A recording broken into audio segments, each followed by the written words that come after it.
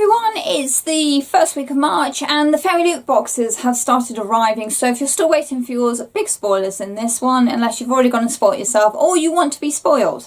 This month's box was Beast and Beauty. This promised all things Beauty and the Beast related, so if you were into that kind of thing, this was the box possibly for you. Although going by some of the comments I've been reading, gosh, you guys are hard to please. So, first up, this was a new item for Fairyloot.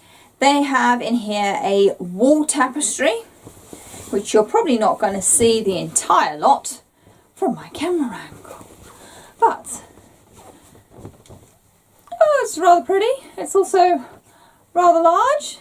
And it has Beauty and Beast in the ballroom in a very stylised art form. For those of you that didn't like the art and thought it was pretty dire, if it's not your taste, it's not your taste. I think it's rather scrummy. It is very, very large. I have a king-size bed and it fills well and truly over half of it. So if you wanted to use it as a blanket, you could do. The design was done by Sweet Sequels. So there you go. So that would be my first wall tapestry. I think I'm going to use it as a blanket though, personally. Next up was a glittery tumbler with the rose upon it. Comes with straw, so don't panic. And on the back, if I can clear it a little bit, it says tale as old as time. The trouble is, because it's all static, your glitter sticks everywhere. But if you'd like a tumbler for going out and about with, can't go wrong. This was designed by Tahaja and KDP Letters. Next item is something I really, really like. Fairyloot have never used it before in their boxes, so brownie points to them. It's a little trinket dish. It says if it's not Baroque, don't fix it. Basically putting your earrings in, your rings, your pins, you know, all those little things that disappear on your desk. You've now got a little dish to put them in. That's what you use one of those for. That was created by Drop and Give Me Nerdy. What a great name. If you're into the perfume and smelly things, we have some roll-on perfume here.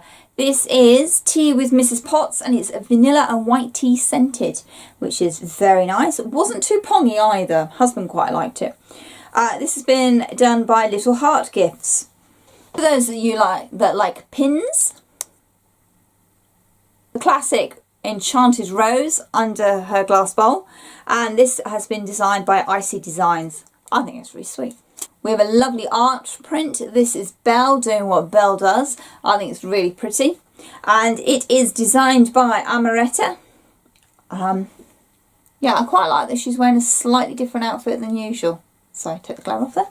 Here are these 2 months tarot cards for those of you that collect these sort of things. I'm not sure if I'm keeping these yet. The letter from the author with this beautiful illustration on the other side. These are the lead characters in this month's book. And this month's book is A Curse So Dark and Lonely by Bridget Kemery. Sorry, I can't read that on the front because I put this wonderful sticker on it.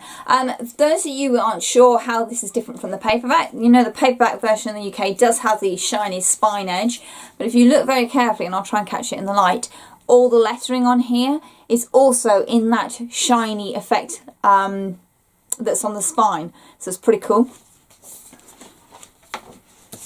And it continues on the spine on the hardback itself. So there you go. I think it's very stylish. This has been out for a little while, so I know some people have possibly already picked this up. This is why I tend to wait and see what my book is going to be in my box before I go and buy any new releases. Unless I'm absolutely certain that's not the one that's been discussed in the theme. A Curse So Dark and Lonely is a retelling of Beauty and the Beast. It's an urban fantasy. I have started reading it. I picked it up and ploughed in, I'm afraid. So it's kind of one of those that I just couldn't quite put down.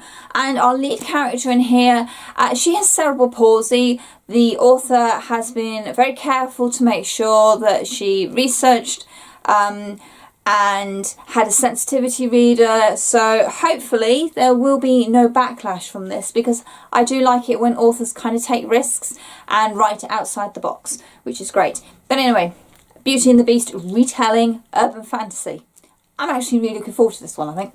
So that's the Fairyloot what was that, February box unboxing.